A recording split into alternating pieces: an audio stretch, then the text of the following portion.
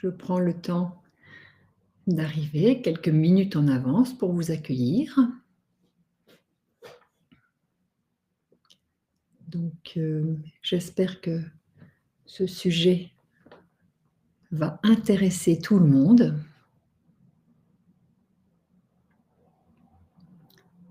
Et puis, je vous laisse le temps. Rebonjour Yasmine.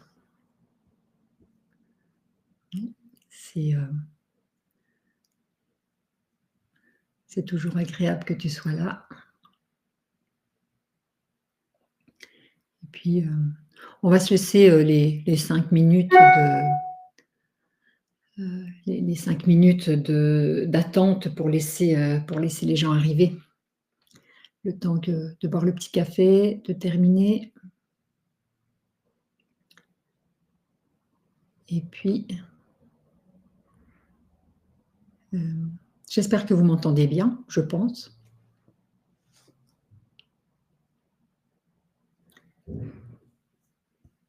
Alors, je vois que les gens arrivent petit à petit. C'est très bien.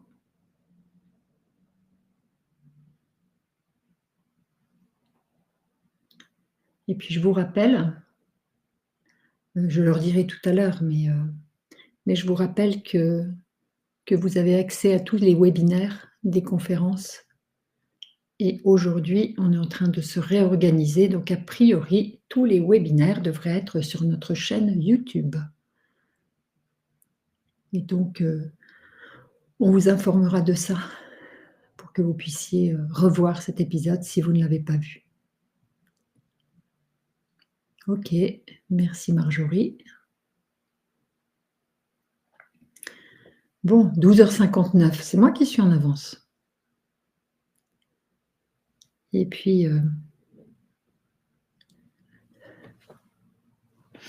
je vais attendre encore quelques minutes.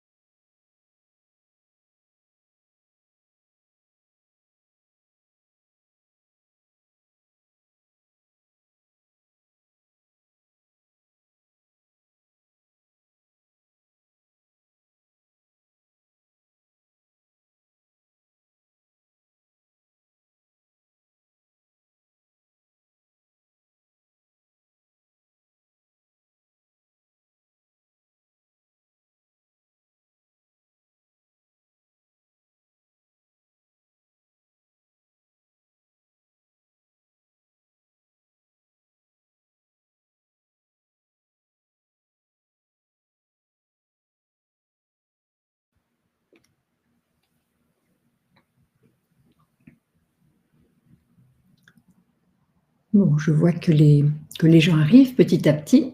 Donc, je dis bonjour à tous ceux qui sont en train d'arriver pour ce nouvel épisode des conférences Urkind.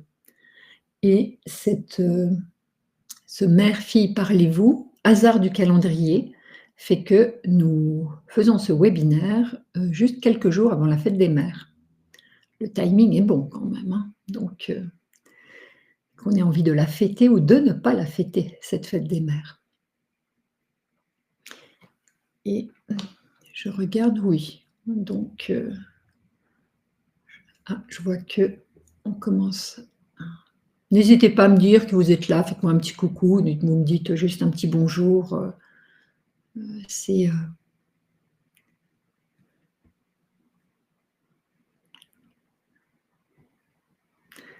je vois des noms qui sont des visages connus. Je ne vois pas les visages, mais ça fait plaisir. Ok.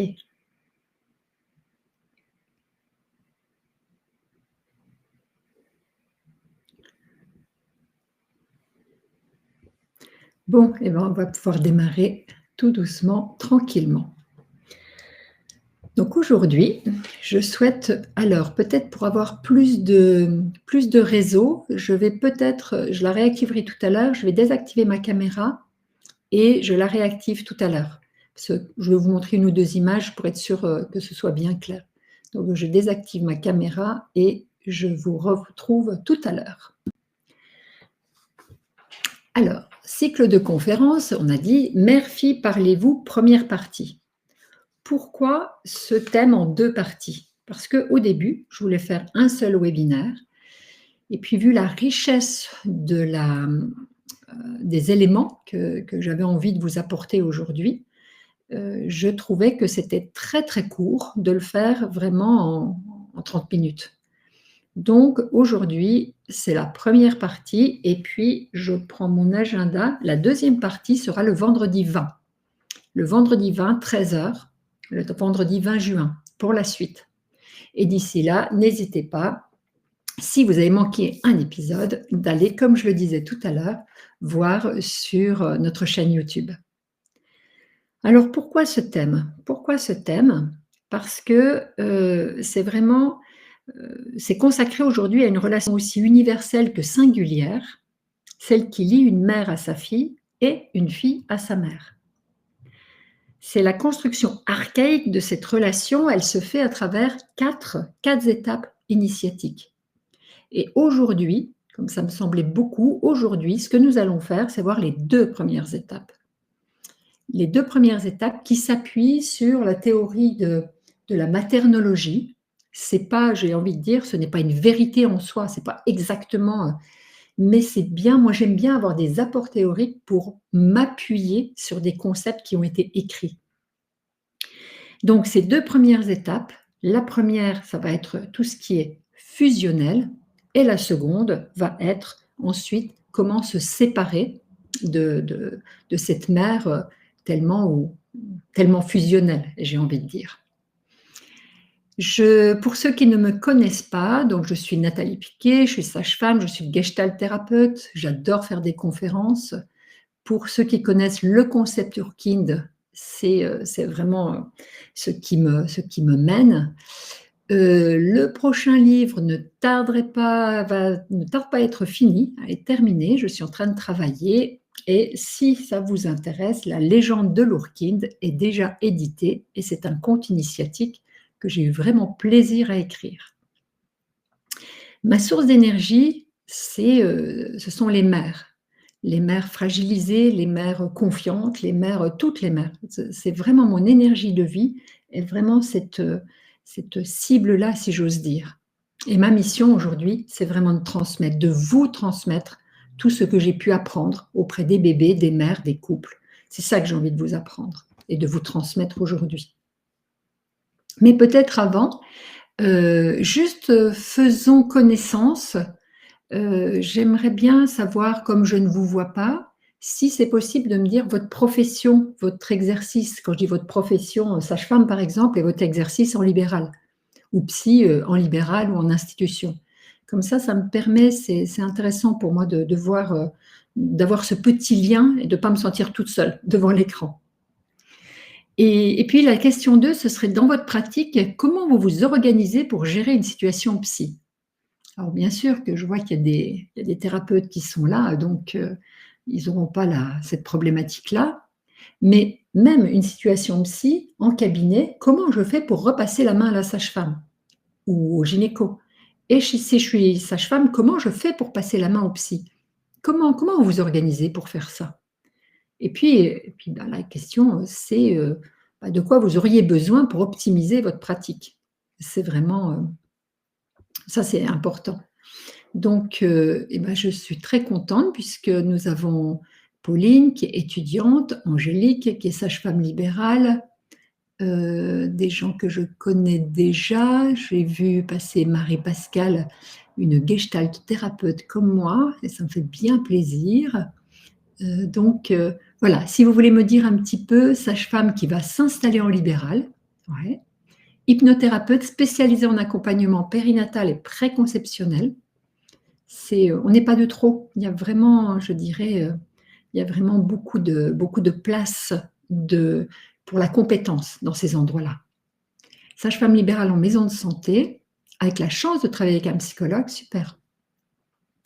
Et puis, consultation dédiée en entretien pour évaluer CPTS Sud-Ouest. Bon, alors, je les balaye, mais bien évidemment, après, je prendrai le temps de relire chacune. Et si, une chose, vous avez envie de nous questionner, de prendre ou de me poser une question, soit vous le faites en direct par LinkedIn, si vous le souhaitez, ou sinon vous cliquez ici et quitte à prendre un rendez-vous pour pouvoir échanger, pour pouvoir aller plus loin dans ce que nous, on peut proposer. Donc, j'avance un peu. Alors, j'en suis là. Hop. Alors, un parcours initiatique, comme je vous le disais tout à l'heure, la construction archaïque d'un parcours en 4 étapes initiatiques. La première partie aujourd'hui, les 2 premières étapes, qui sont, je le répète, la fusion, la séparation, et les secondes parties, les 2 étapes, qui seront, une fois que j'ai fait face commune avec ma mère, que je me suis séparée d'elle, ensuite je prends mon autonomie et je vais demander la confirmation paternelle.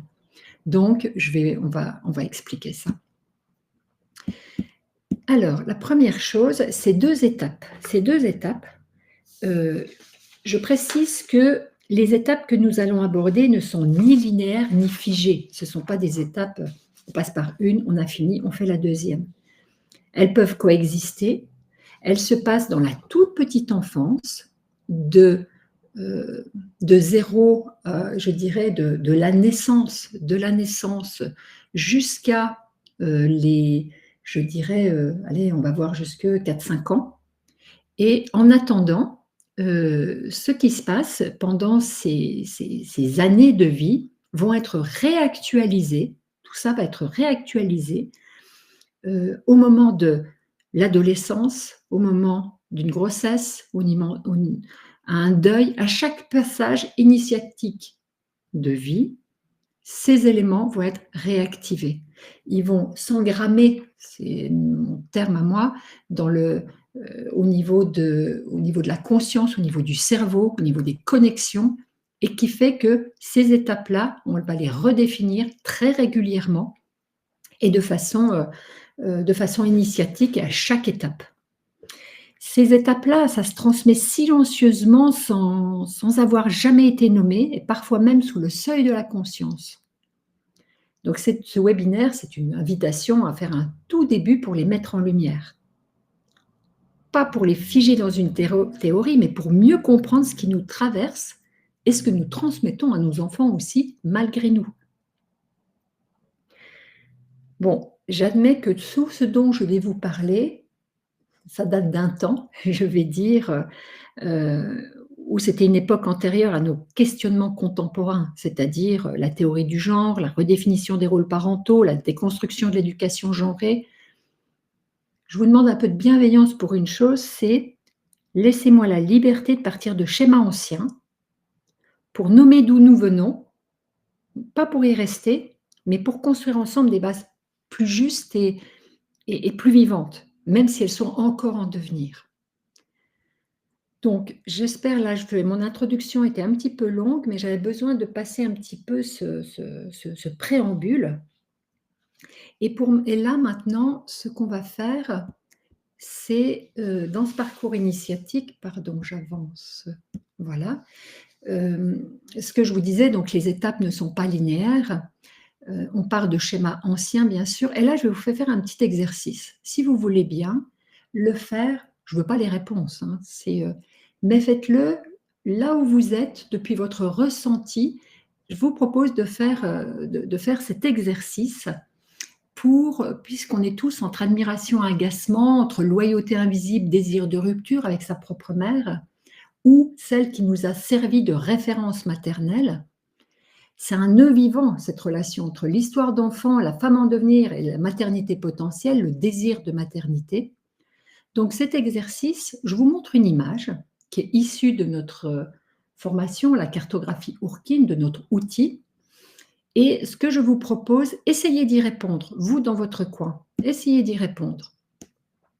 La question c'est, Quand vous voyez cette image, imaginez que ce soit vous, la petite ou le petit, et avec votre mère ou sa représentante.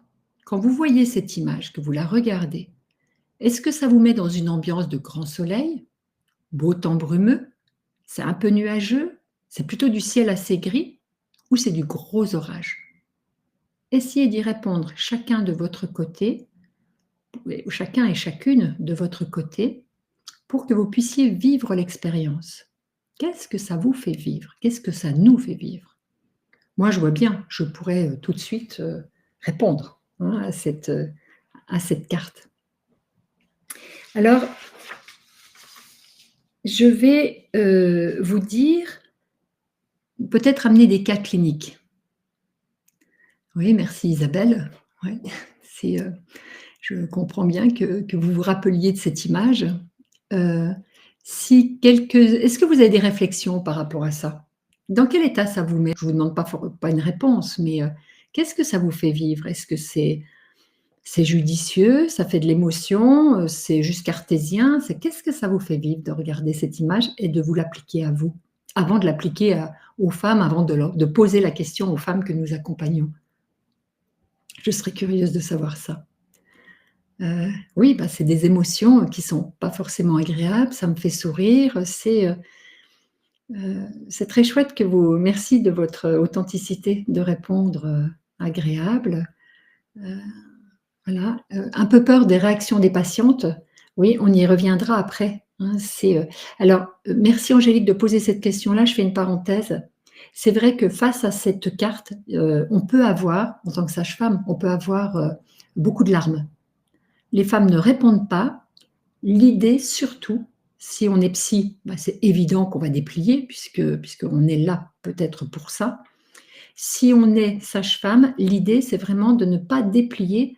Pourquoi? Qu'est-ce qui vous fait pleurer? Qu'est-ce qui s'est passé avec votre maman? Racontez-moi, pourquoi vous êtes triste? Oubliez tout ça, parce que vous allez vous retrouver dans des situations immenses que vous ne pourrez pas gérer. La question c'est de contenir l'émotion. Quand une femme pleure par rapport à ça, de contenir l'émotion en étant vraiment présente, en disant: «Je vois que ça vous fait beaucoup d'émotions, je suis là pour vous, vous n'êtes pas obligé de m'en parler. Voilà, regardez-moi si vous le voulez, je respire avec vous. Waouh, merci de m'avoir fait confiance». Ah, c'est difficile, c'est des endroits difficiles et vraiment merci de votre authenticité. Je vois que vous avez marqué 5. Waouh! Il y a certaines femmes qui disent: «Je marque 4, mais je viens de 10, je viens de 12, je viens pas de gros orages, je viens de tsunami». Hein, et donc simplement accueillir l'émotion, c'est pas la même chose que de chercher le pourquoi. Cherchez pas une solution, soyez juste présent et c'est beaucoup moins compliqué que de chercher une solution. Ce que je fais, je vous donne 2 réponses de femmes, par exemple. Il y a une femme qui regarde cette image et qui me dit, je vous la cite: «C'est rigolo les vêtements inversés qu'elles portent toutes les 2. C'est comme ma mère et moi, telle mère, telle fille, on est pareilles. Même si des fois les gens pensent que c'est un peu trop». Là, on est vraiment dans du fusionnel. J'en ai une autre qui me dit: «Vous voyez son bras derrière moi? Dans 5 minutes, elle me balance dans le vide». Donc ce qui est très intéressant avec le photolangage, c'est qu'on peut vraiment voir beaucoup, beaucoup de choses. J'entends beaucoup de choses sur cette carte. Tiens, on m'a dit, «Tiens, c'est la nuit», c'est normal, ce que se disent une mère et une fille, c'est secret. Il y en a une autre qui disait: «Mais pourquoi un fil? C'est trop fragile un fil. Il faut mettre une planche pour que ce soit bien, bien solide». Toutes les interprétations se font sur simplement du photolangage qui aide, non pas une réalité, mais à se projeter. De quoi elle parle, la première, c'est qui disait que les vêtements sont inversés et puis l'autre qui dit qu'elle me balance dans le vide. De quoi elles parlent ces 2 femmes? Je vous amène les théories de Delassus, de maternologie. Selon lui, la relation mère-fille dans les premières années de vie, voire dans les premiers prémices, c'est un processus silencieux, hein, qui va suivre les 2 étapes dont je parlais tout à l'heure. D'abord, le fait de fusionner et ensuite de se séparer. Ces 2 étapes-là, la première, l'étape fusionnelle, l'état archaïque fusionnel, hein, c'est mère et bébé, c'est du 0-2 ans. Mère et bébé, c'est un espace psychique commun qui devient le monde. Dans les premiers mois de la vie, la mère, elle incarne pour l'enfant l'univers tout entier. Aucune frontière nette entre le dedans et le dehors. Le moi et l'autre, c'est pareil. Le monde, c'est moi et ma mère fait partie de mon monde. La relation est vécue comme c'est complètement symbiotique, c'est fait de chaleur, de contenance, de sensations partagées, dans le meilleur des mondes. Hein, la mère, de son côté, vous savez, les mères, elles disent: «Je vais te croquer, je vais te manger, je vais dévorer mon bébé». Hein, c'est-à-dire tu fais partie de moi, de mes cellules. Et puis, de l'autre côté, le bébé, vous vous rappelez de tout ce qu'on a pu faire sur le proto-regard, il attrape sa mère et il la met à l'intérieur de lui. Il la digère, il la met à l'intérieur de lui. Cette phase, elle est fondatrice, hein. Elle s'inscrit dans le corps, s'inscrit une mémoire d'absolu, une mémoire, qui est tracée dans le cerveau, cette mémoire-là. C'est une fusion douce, parfois, mais totale. Ça crée une dépendance originaire qui, à l'âge adulte, pourra devenir un socle parce qu'on peut bien quitter quand on a bien reçu, ça va devenir un socle ou ça va devenir un piège si on ne peut pas sortir, ou ça va devenir un manque si on ne l'a pas vécu. Et à l'âge adulte, le moment de la grossesse deviendra un moment déterminant parce que à la naissance, au moment de la naissance, au moment de la grossesse, cette phase-là va se réactiver puissamment. Monique Bydlowski dit: enfanter, c'est reconnaître sa propre mère à l'intérieur de soi. Ça peut faire frémir quand on lit ça, ou alors ça peut dire: ah, c'est génial, je suis de nouveau je suis complète avec ma mère, selon le vécu. Hein, je vous lis encore un petit cas clinique, si vous êtes OK. Est-ce que je suis claire dans tout? Est-ce que je ne vous donne pas trop d'infos? Dites-moi, faites-moi des pistes. Est-ce que je suis claire dans ce que je vous raconte? Ça m'aiderait que vous puissiez me dire. Hein, ou si vous avez besoin de plus d'exemples. Donc, super, d'accord. Je vous redonne une vignette clinique. C'est une jeune femme qui me dit, quand ma mère a su que j'étais enceinte, elle devait partir pour 1 an aux États-Unis. Sans rien me dire, elle a reporté son voyage. Au début, je n'ai pas compris pourquoi. Nous avions toutes les deux une vie très indépendante, sans nous voir beaucoup. Le lien était essentiellement téléphonique. Elle m'écrit tout ça. Aujourd'hui, j'ai compris. Quand j'ai été enceinte de 6 mois, je ne pouvais plus me passer d'elle. Elle est venue habiter à la maison. Philippe, très compréhensif, mon mari a très bien compris. Elle est repartie quand Juliette est née, j'avais plus besoin d'elle. Je savais, elle m'avait transmis l'essentiel.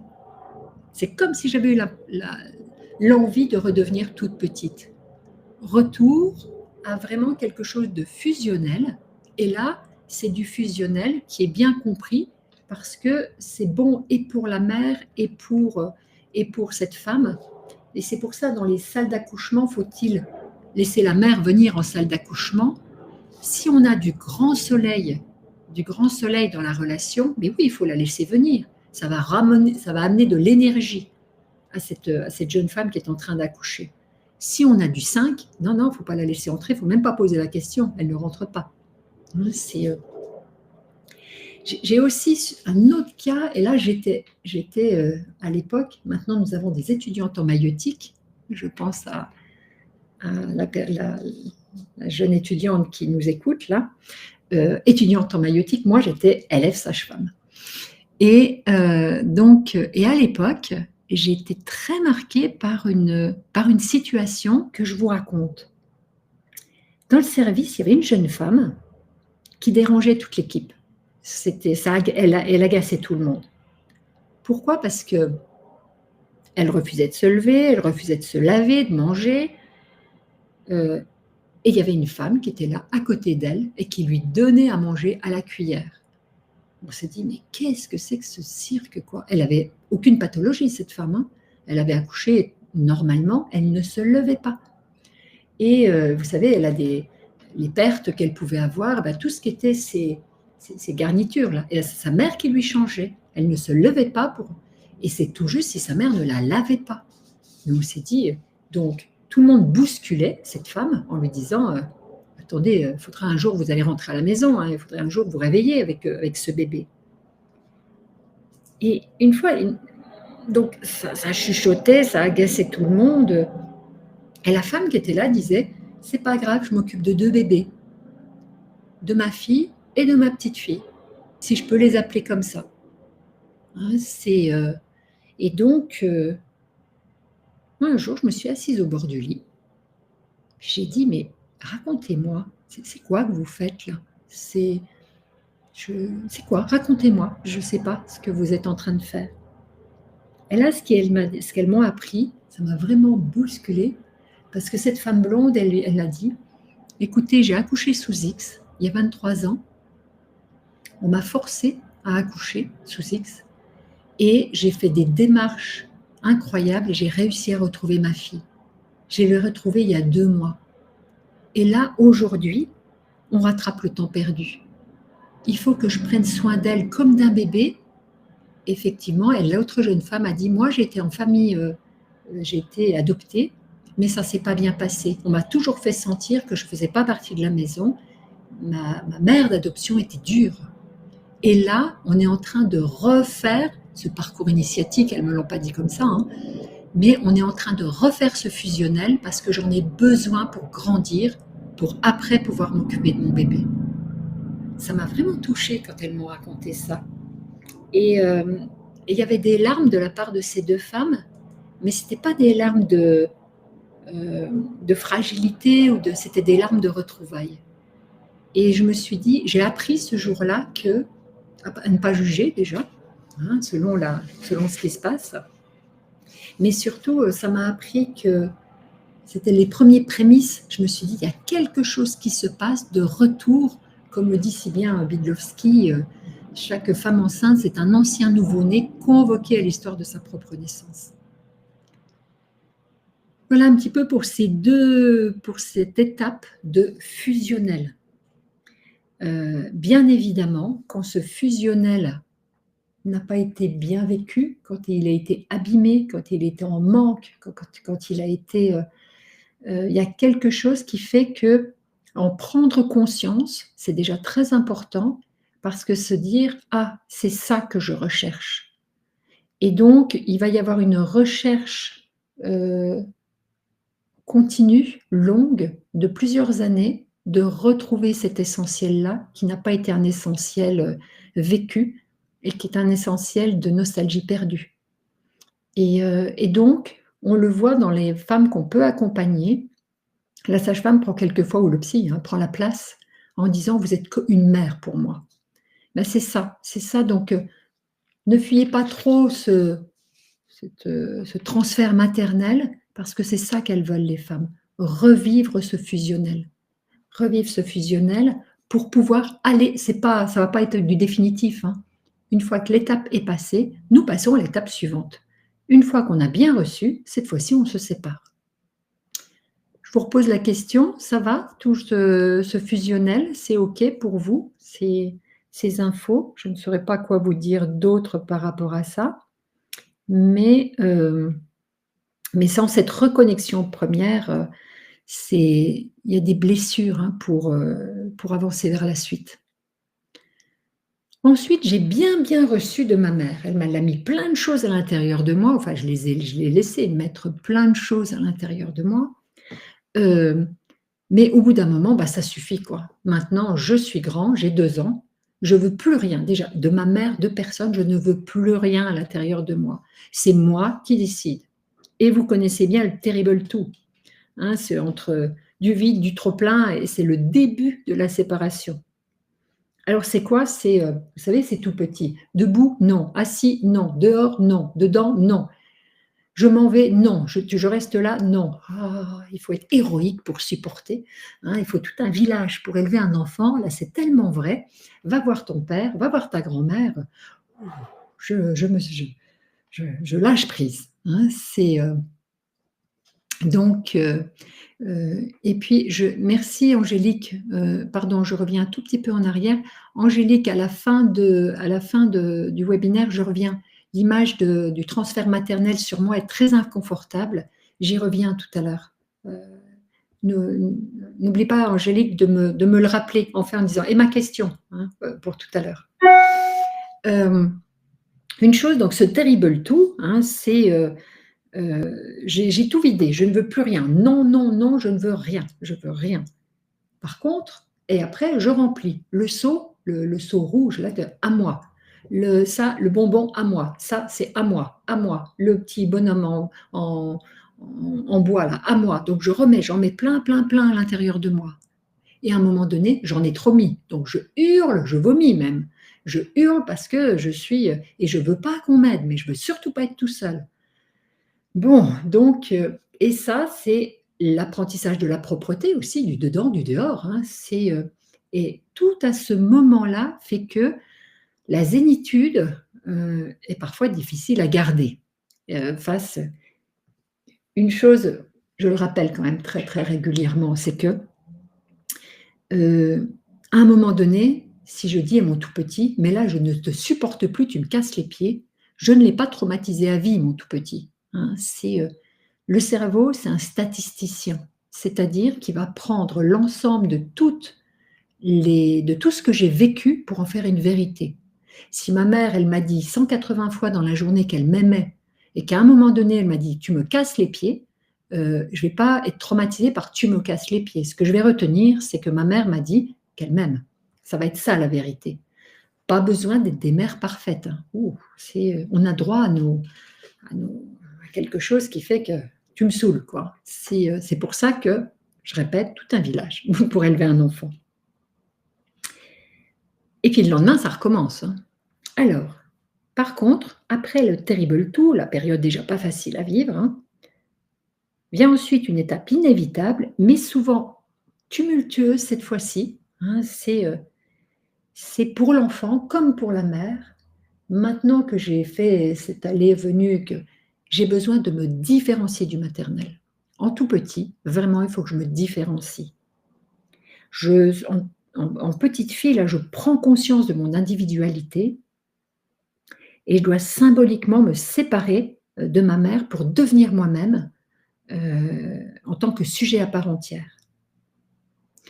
Delassus, il a un mot très très fort par rapport à ça. Il appelle ça le matricide psychique. C'est un processus, mais qui est naturel, hein, c'est la rupture avec la toute-puissance maternelle. C'est vécu à la fois comme douloureuse et comme libératrice. Et là, cette fois-ci encore, on va avoir un tout petit. Comment ça va se traduire? On a un tout petit, c'est la conquête du jeu. Hein, et on va dire à maman, on va lui dire « t'es pas belle, je veux une autre maman. La maman de Juliette, elle est plus gentille que toi. Hein, et puis ta coiffure, elle est moche. Hein, donc, ça, toute mère qui a écouté, qui a lu Delassus, qui est complètement équilibrée, qui va très très bien, elle va dire « ouais, bah ça super, va voir ton père, moi je vais chez le coiffeur. Hein, ». Bien sûr que ça ne se passe pas toujours comme ça, parce que c'est un moment de profonde vulnérabilité. Après tout ce fusionnel vécu, cette différenciation, c'est un peu compliqué quand même. Hein. C'est surtout pour les mères qui sont restées blessées dans leur identité narcissique. Elles n'ont pas intégré cette étape dans leur propre parcours. Et là, la tendresse, la solidité du lien maternel, c'est pas toujours OK pour contenir cette attaque symbolique du tout petit. Hein, donc, dans la plupart des cas, ça se passe bien. Et à l'adolescence, c'est assez étonnant parce qu'à l'adolescence, ça va se rejouer. Ça va se rejouer. Je mets les vêtements de ma mère, je te pique tes vêtements, là, mais en même temps, ils sont nuls, tes vêtements. Donc, je refusionne avec elle et en même temps, je me différencie. Hein, j'attaque ma mère, mais je ne veux que personne d'autre ne l'attaque. C'est vraiment cette ambivalence passée de je suis fusionnel et je m'échappe. Et le matricide maternel est compliqué dans le sens où ça vient se compliquer, c'est quand la mère, très blessée au niveau narcissique, euh, voilà, je vois Héloïse. Oui, pleinement cette phase, avec ma petite fille de 3 ans. Ben oui, on est dedans. Hein. Et, donc, ce qui est compliqué, c'est qu'une mère qui est très blessée au niveau narcissique, de par son histoire, soit parce qu'elle n'a pas fusionné, soit parce qu'elle n'a pas pu se séparer de sa propre mère, ou elle s'est séparée de façon violente, c'est très difficile à recevoir. Donc certaines mères vont faire dans le transgénérationnel reproduire, et on peut avoir, je ne dis pas que les mères font exactement ça, mais je vous donne 3 grands types de mères blessées, 3 réactions possibles. C'est souvent un mélange de tout ça. Hein. La première, c'est que la mère, elle attaque. Hein, j'ai une jeune femme, je restais très très zen quand elle me l'a dit, pour qu'on puisse élaborer après. Elle a une petite ado de 13 ans. Et elle m'a dit, de toute façon, c'est pas cet ado qui fera la loi auprès de moi. J'ai cassé ma mère, je casserai ma fille. Il y a la place que pour une. Donc là, on voit bien la violence. Cette femme qui dit, vous savez tout à l'heure, qui disait, cette mère, dans 5 minutes, elle me balance dans le vide. Il y a de la place que pour une sur le fil. Hein, ça peut être ça. Donc la séparation peut se passer dans l'attaque des deux côtés. Mais une attaque qui est avec des mots d'enfant ou avec des mots d'adolescent un peu plus costauds, qui sont dans l'air du temps, si vous voulez, c'est le processus. La mère, comment elle le vit, ça peut être compliqué. Donc la première chose, la mère qui culpabilisante, hein, la mère attaquante. La deuxième, c'est la mère culpabilisante. La victimisation affective, avec tout ce que j'ai fait pour toi, comment tu me parles, hein, ça peut être je suis malade, mais c'est pas grave. Pars avec tes enfants, pars avec ton mari, c'est pas grave. Moi, je vais rester toute seule. Hein, qui ne connaît pas ces mères, hein, ces mères qui vous ne venez pas me voir, mais tant pis. Hein, il y a une jeune femme qui m'a dit quelque chose aussi, je vous la cite cette phrase-là parce qu'elle était, elle sortait du cœur, et elle a dit « J'ai honte de dire ça, mais je voudrais que ma mère sorte de mon ventre. Elle prend toute la place avec sa gentillesse dégoulinante. Il me faudrait un exorciste. » Elle n'arrive pas à faire ce matricide. De là-dessus, il parle ça de matricide empêché. C'est-à-dire que la mère ne veut pas, c'est la mère qui ne veut pas, qui ne s'autorise, du coup, l'enfant ne s'autorise pas à y aller. Si l'enfant se fait attaquer, s'il est culpabilisé, il ne s'autorise pas. Il y a une troisième version aussi, c'est la mère absente. La mère absente, on ne peut pas combattre quelqu'un qui n'est pas là, qui fuit.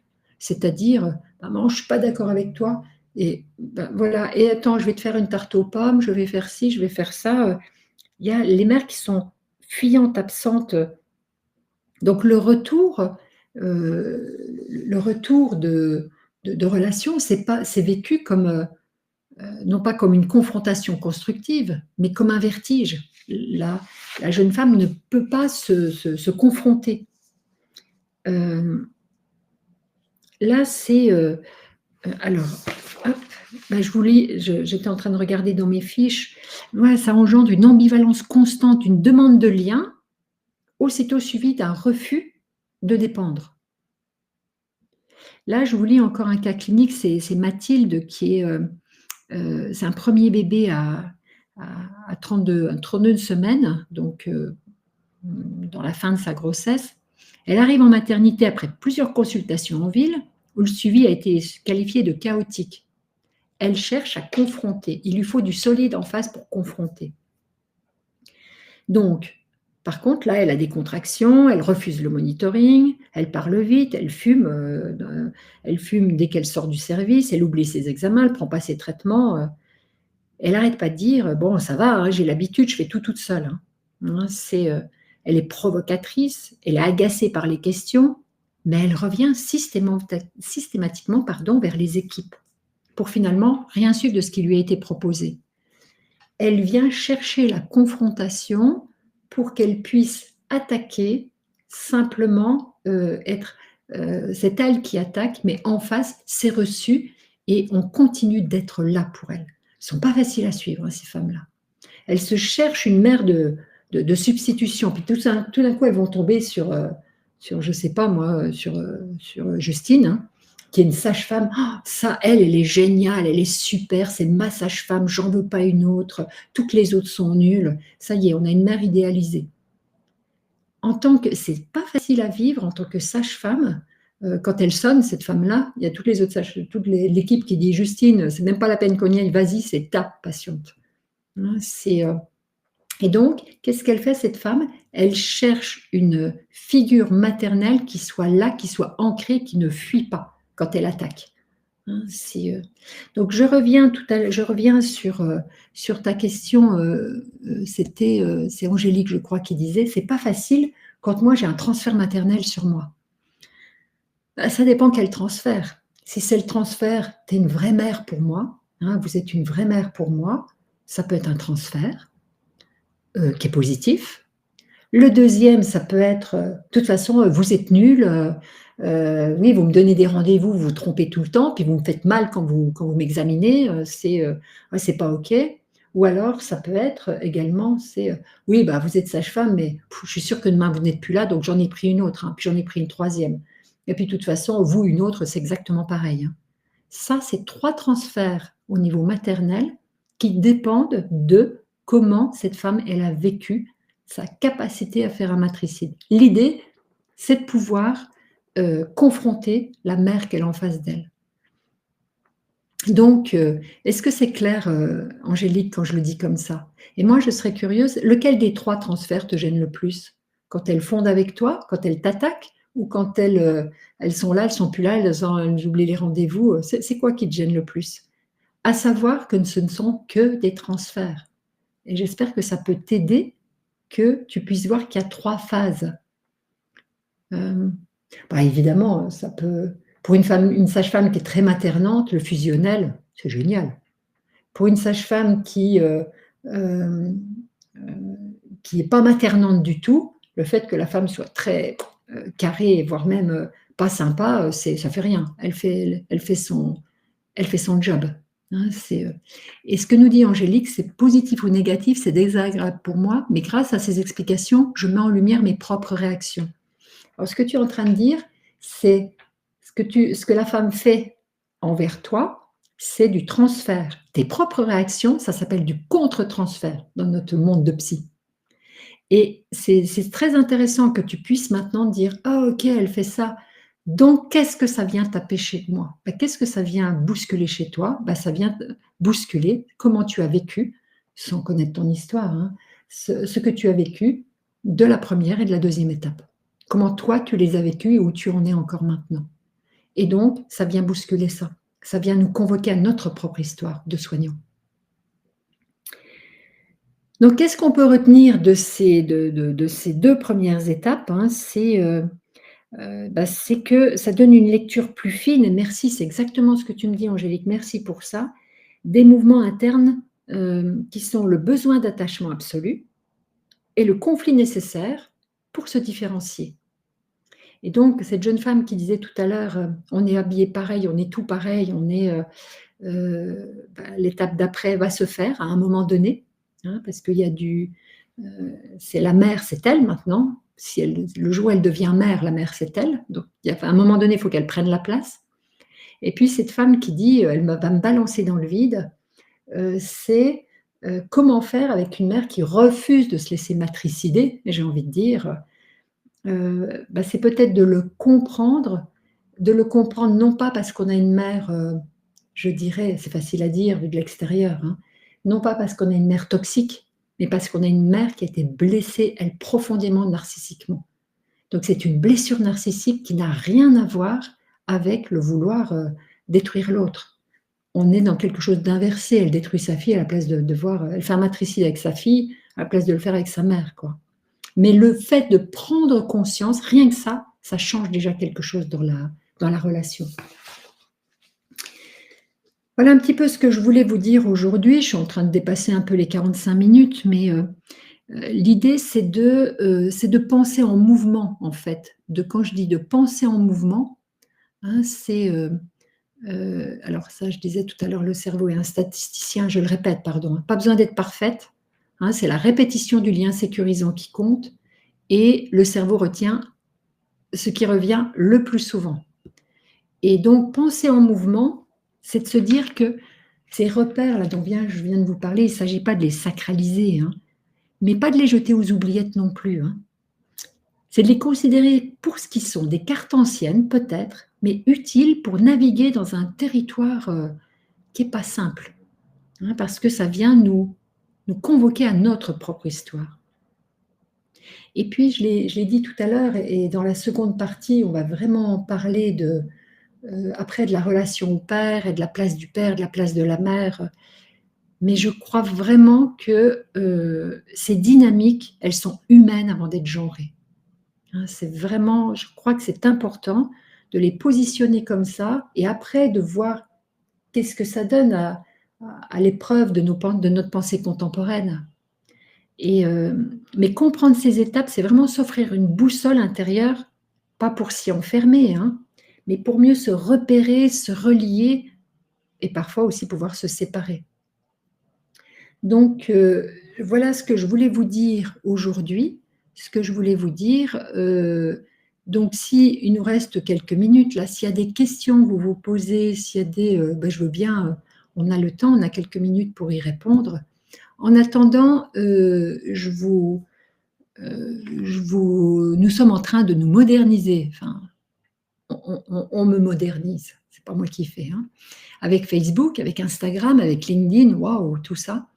Et donc, si vous voulez nous retrouver sur ces réseaux-là, moi, j'adore écrire, j'adore vous envoyer des infos, des choses. Dites-moi de quoi vous avez besoin, dites-moi sur quoi vous voulez que j'intervienne, et avec grand, grand plaisir, hein. Et puis pour celles ou ceux qui ont envie de se former à la cartographie Urkind, là, vous pouvez flasher ce QR code, parce que la cartographie Urkind, c'est vraiment une cartographie en psychologie positive de quoi je dispose dans mes ressources vraiment personnelles, de quoi je dispose pour affronter, hein, la grossesse, l'accouchement, de quoi je dispose.